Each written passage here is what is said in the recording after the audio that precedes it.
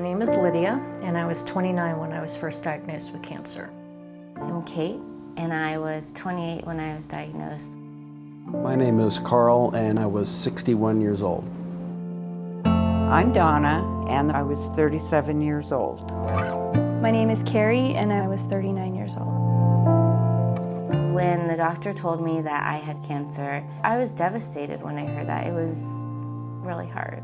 I just could not believe that it was something that I was going to have to deal with. I was feeling depressed, thinking, why did I get cancer? I was fearful for my life, fearful for my friends and family, what they would be going through as well as myself.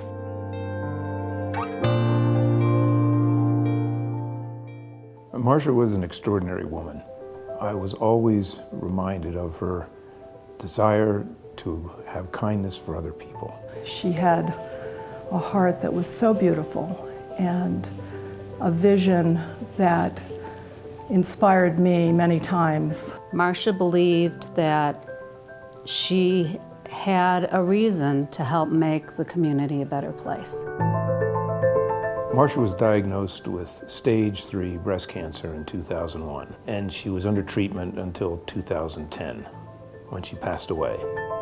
While Marcia was undergoing her treatment for her cancer, she would often comment to all her friends about the troubles that other patients had. How do people go through this journey without resources, without friends, without family? We can help people medically in many, many ways, but I think staff often send patients out of here not feeling particularly good in their gut because they know these patients are facing some really difficult times.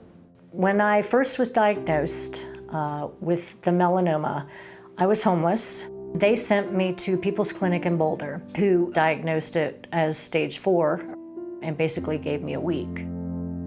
The treatments that I received were at times expensive, and that also was weighing on my mind. Not only the cancer, but how I was going to get it all paid for. When you're told that you're terminal, you want to be around family as much as possible, and my family is strewed out all along Colorado. I don't have the emotional and financial support as I would have liked. My father passed away a few years ago. 8 months after that, my mom passed away. And then right after I was diagnosed, my mother-in-law also passed away.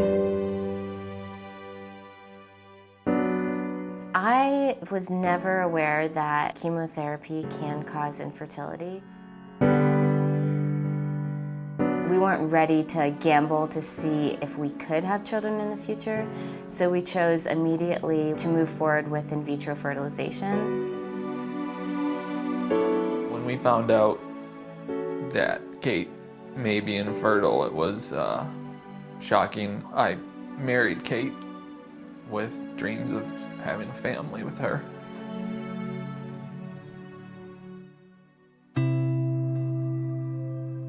Marcia was a patient of ours, and I met her inpatient. Even though she was going through her journey with breast cancer, she was always concerned about how to make the journey better for other people. Helayne called me and said she had been thinking for a long time about a way to honor Marcia. And she had already thought of the name, actually, the Red Lipstick Fund. Marcia lived in red lipstick. And she could totally pull it off. I think she even wore red lipstick fishing. It was sort of her trademark.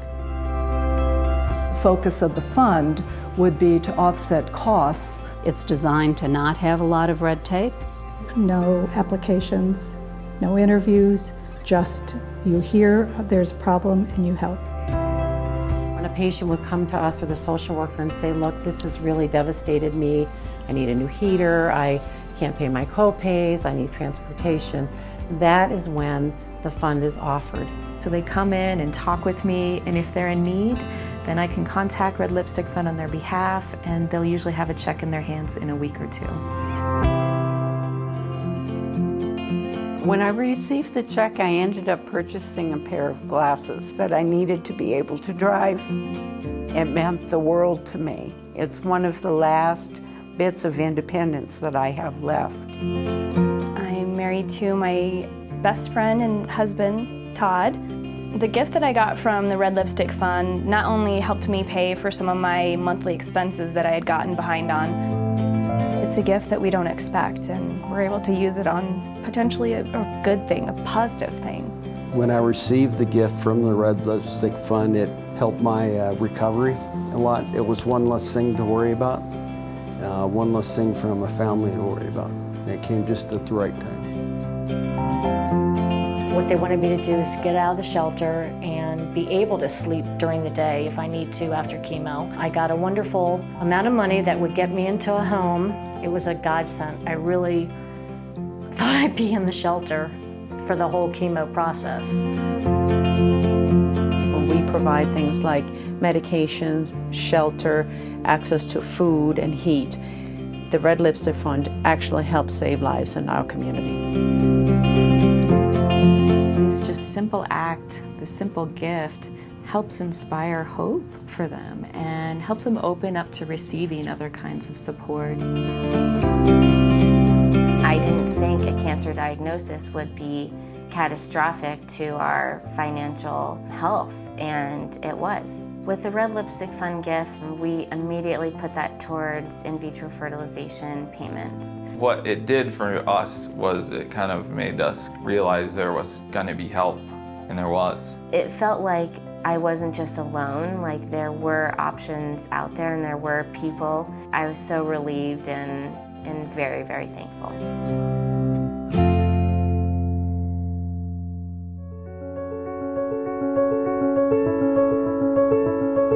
Every time a patient is offered the Red Lipstick Fund, we all feel, the nursing staff, the social workers, we feel Marsha's presence. It makes me feel joy in my heart. What we're trying to do with the fund is bring Marsha's spirit about community and her beliefs about the challenges people face in their lives and the role we can all play in doing something about it. It's very impactful, it's very direct, it's the right thing to do for our people here in Boulder County.